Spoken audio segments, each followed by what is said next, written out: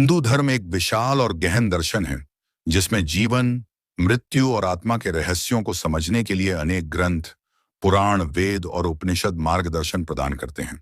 मृत्यु के बाद आत्मा कहाँ जाती है? उसे स्वर्ग मिलता है या नरक? यह प्रश्न सदियों से मानव के मन में उठते रहे। लेकिन जब बात बच्चों की आत्मा की आती है तो यह प्रश्न और भी संवेदनशील हो जाता है। क्या मासूम बच्चों को भी मृत्यु के बाद नरक की सजा मिलती है? हिंदू धर्म में सबसे प्रमुख आधार कर्म का सिद्धांत है। गीता में श्री कृष्ण कहते हैं, कर्मण्येवाधिकारस्ते मा फलेषु कदाचन, अर्थात मनुष्य को अपने कर्म करने का अधिकार है, फल ईश्वर के हाथ में है। आत्मा अमर है और वह अनेक जन्मों के चक्र से गुजरती है।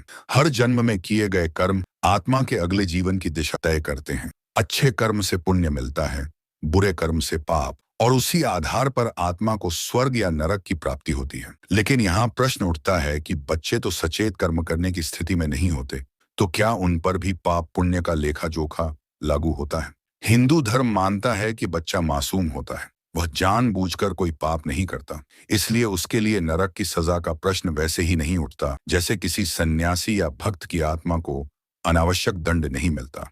बच्चों की आत्मा को निर्दोष आत्मा कहा गया है। शास्त्रों में उल्लेख मिलता है कि ईश्वर बच्चों को अपनी गोद में बैठाकर संरक्षण देते हैं। उनका स्थान पितृलोक या देवताओं के समीप होता है। हिंदू धर्म में यह भी कहा गया है कि मृत्यु कोई अंत नहीं है, बल्कि आत्मा का एक पड़ाव है। जो बच्चे अल्पायु में मृत्यु को प्राप्त होते हैं, उनकी आत्मा को नरक नहीं भेजा जाता, बल्कि उन्हें अगले जन्म में जीवन का अवसर मिलता है। उनकी मृत्यु कभी कभी पिछले जन्मों के अधूरे कर्म या अल्पायु का संस्कार हो सकती है, इसलिए उनका जाना दंड नहीं, बल्कि एक प्रकार का कर्म संतुलन होता है। धर्म ग्रंथों में नरक का उल्लेख उन लोगों के लिए किया गया है जिन्होंने जानबूझकर हिंसा की, पापाचार में लिप्त रहे, दूसरों को कष्ट पहुंचाया, धर्म का अपमान किया। नरक आत्मा के लिए एक शुद्धिकरण स्थल है। वहां आत्मा अपने पापों का दंड भोगकर फिर से अगले जन्म के लिए तैयार होती है। लेकिन बच्चे जो कभी पाप और पुण्य का विवेक नहीं रखते, वे नरक के अधिकारी नहीं होते। गरुड़ पुराण, जो मृत्यु और परलोक का विस्तृत वर्णन करता है,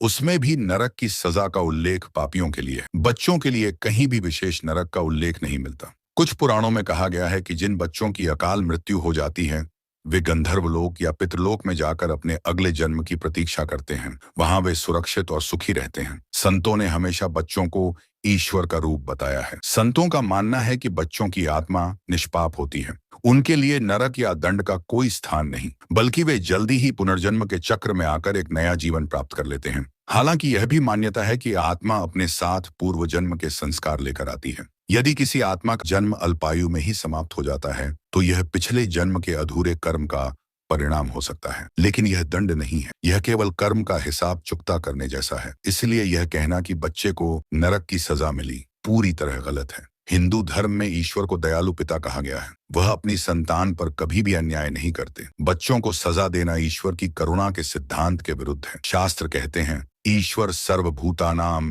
हृदयेषु तिष्ठति, अर्थात ईश्वर सभी जीवों के हृदय में बसे हैं और उनकी रक्षा करते हैं। इसीलिए बच्चों की आत्मा को नरक जैसी पीड़ा में डालना संभव ही नहीं। हिंदू धर्म में पितृलोक की अवधारणा है, जहां मृत आत्माएं अपने पूर्वजों के पास जाती हैं। बच्चों की आत्मा को विशेष रूप से पितरों के संरक्षण में रखा जाता है। पितृपक्ष में जब हम श्राद्ध करते हैं, तो उसमें अकाल मृत बालकों का भी स्मरण किया जाता है, ताकि उनकी आत्मा को शांति मिले और वे अगले जन्म में श्रेष्ठ स्थान प्राप्त करें। माता पिता जब अपने बच्चे को खोते हैं, तो उन्हें यह लगता है कि उसका जीवन अधूरा रह गया। लेकिन धर्म बताता है कि वह आत्मा कभी नष्ट नहीं होती, बल्कि अगले जन्म में फिर लौट आती है। इसीलिए मातृ पितृ को यह समझना चाहिए कि बच्चे की आत्मा नरक में नहीं गई, बल्कि ईश्वर की गोद में सुरक्षित है। भागवत पुराण में कथा आती है कि जब एक ब्राह्मण के बच्चे बार बार मर जाते थे, तो अर्जुन और कृष्ण ने उनकी आत्माओं को वापस लाकर पुनः जीवन दिया। इस कथा का संदेश है कि बच्चों की आत्मा को कभी दंड नहीं मिलता, वे ईश्वर के संरक्षण में रहते हैं।